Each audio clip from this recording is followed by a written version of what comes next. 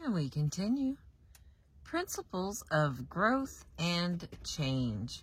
We're on page 35. The glitter of the personality ethic, the massive appeal, is that there is some quick and easy way to achieve quality of life, personal effectiveness, and rich, deep relationships with other people without going through the natural process of work and growth that make it possible. It's symbol without substance.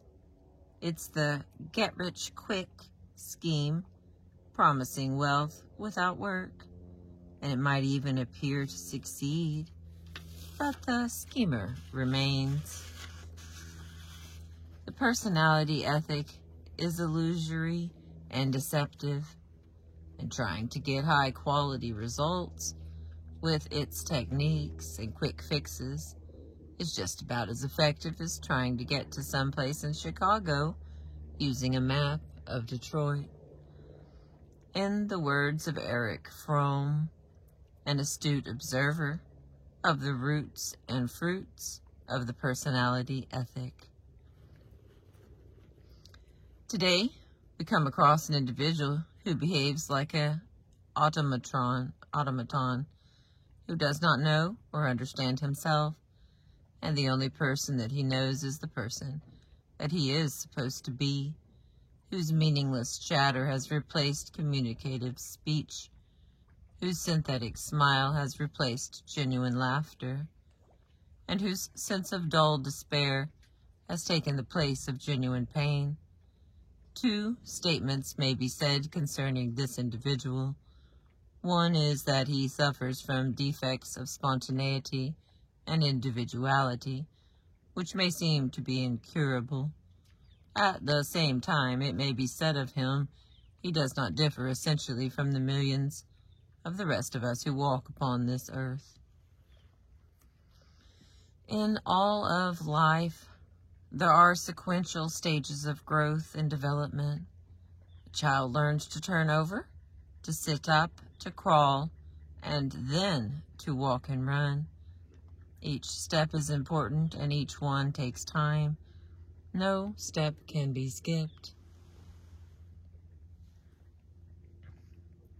This is true in all phases of life, in all areas of development, whether it be learning to play the piano or communicate effectively with a working associate.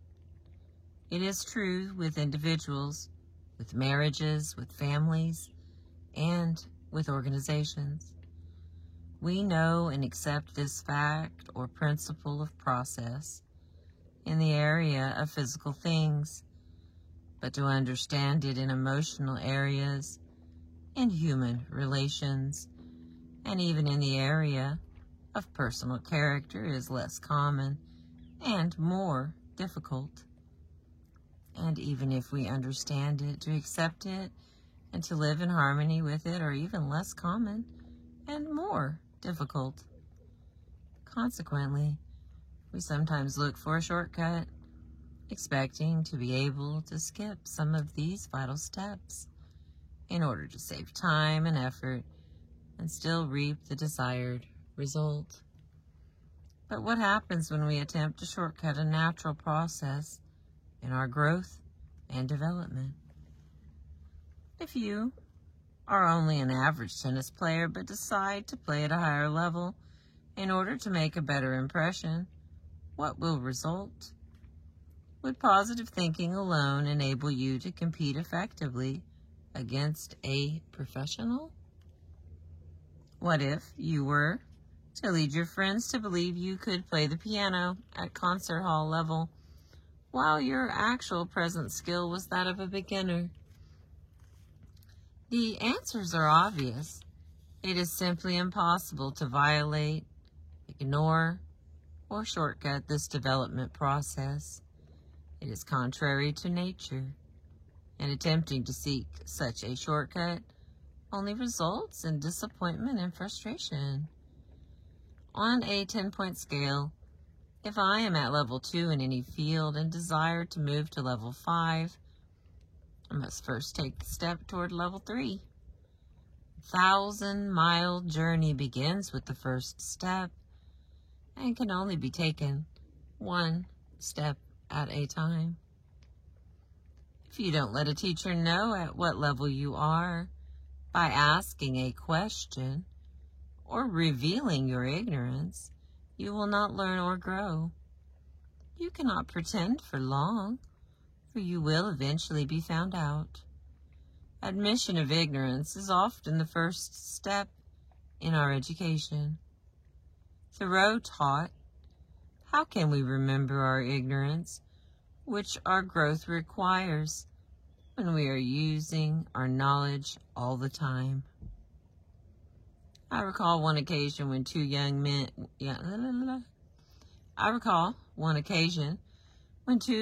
women, daughters of a friend of mine, came to me tearfully complaining about their father's harshness and lack of understanding. They were afraid to open up with their parents for fear of the consequences, and yet they desperately needed their parents' love, understanding, and guidance. I talked with the father and found that he was intellectually aware of what was happening. But while he admitted he had a temper problem, he refused to take any responsibility for it, to honestly accept the fact that his emotional development level was low. It was more than his pride could swallow to take the first step toward change. To relate effectively with a wife, a husband, children, friends, or working associates, we must learn to listen. And this requires emotional strength. Listening involves patience, openness, and the desire to understand, highly developed qualities of character. It is so much easier to operate from a low emotional level and to give high-level advice. Our level of development is fairly obvious with tennis or piano playing, where it is impossible to pretend. But it is not so obvious in the areas of character and emotional development. We can pose and put on for a stranger or an associate. We can pretend, and for a while we can get by with it, at least in public. We might even deceive ourselves. Yet I believe that most of us know the truth of what we really are inside. And I think many of those we live with and work with do as well. I have seen the consequences of attempting to shortcut this natural process of growth, often in the business world, where executives attempt to buy a new culture of improved productivity, quality, morale, and customer service with strong speeches, smile training, and external interventions, or through mergers, acquisitions, and friendly or unfriendly takeovers. But they ignore the low trust climate produced by such manipulations. When these methods don't work, they look for the other personality ethic techniques that will. All the time ignoring and violating the natural principles and processes on which a high trust culture is based. I remember violating this principle myself as a father many years ago. One day I returned home to my little girl's 3rd-year birthday party to find her in the corner of the front room, defiantly clutching all of her presents, unwilling to let the other children play with them. The first thing I noticed was several parents in the room, witnessing this selfish display. I was embarrassed, and doubly so because at the time I was teaching university classes in human relations, and I knew, or at least felt, the expectation of these parents. The atmosphere in the room was really charged. The children were crowding around my little daughter with her hands out, asking to play with the presents they had just given. My daughter was adamantly refusing. I said to myself. Certainly.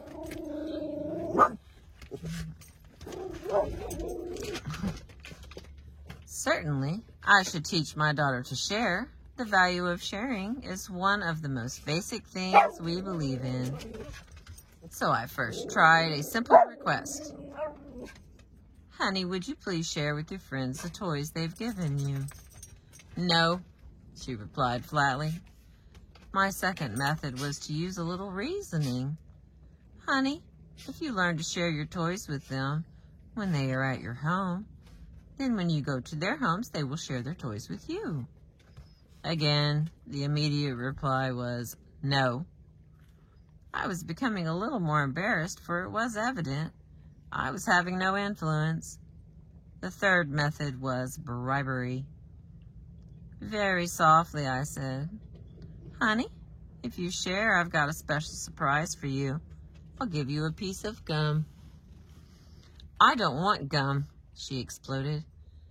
Now I was becoming exasperated.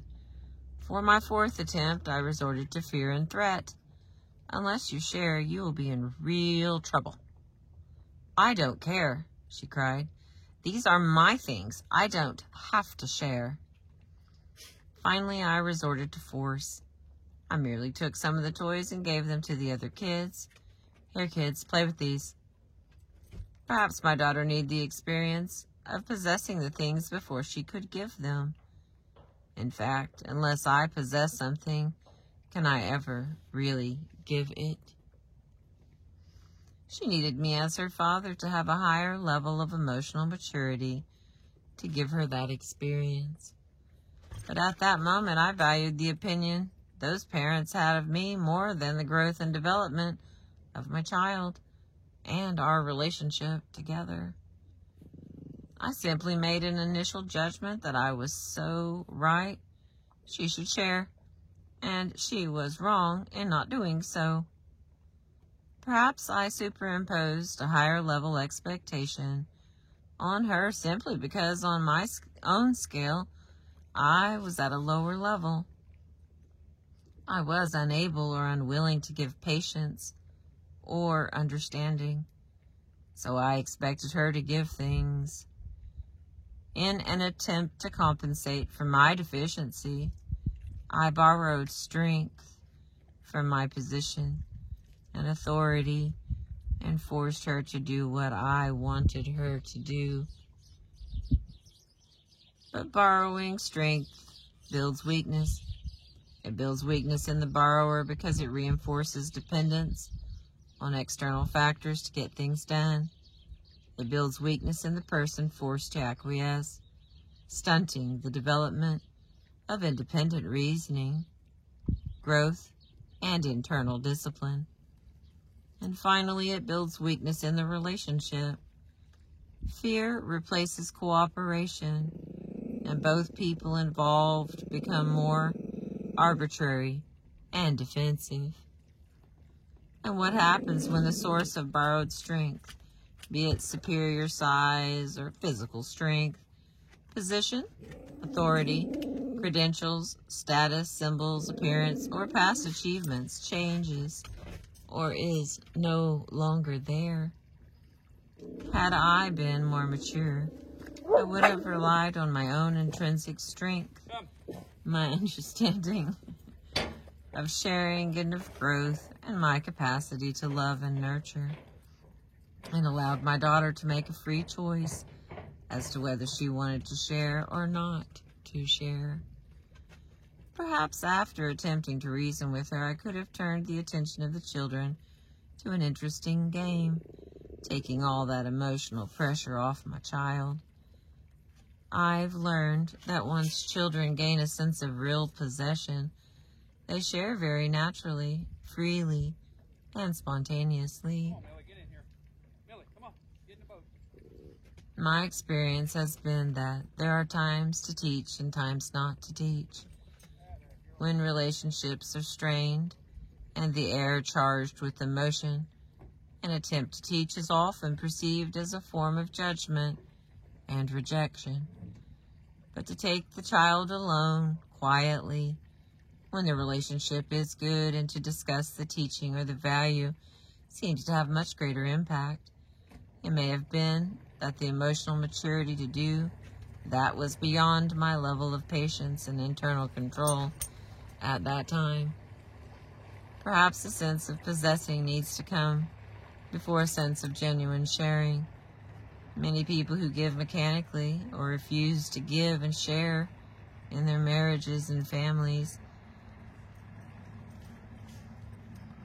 may never have experienced what it means to possess themselves, their own sense of identity and self-worth. Really helping our children grow may involve being patient enough to allow them the sense of possession, as well as being wise enough to teach them the value of giving and providing the example ourselves. I'm going to stop there. I appreciate you. Thank you for listening.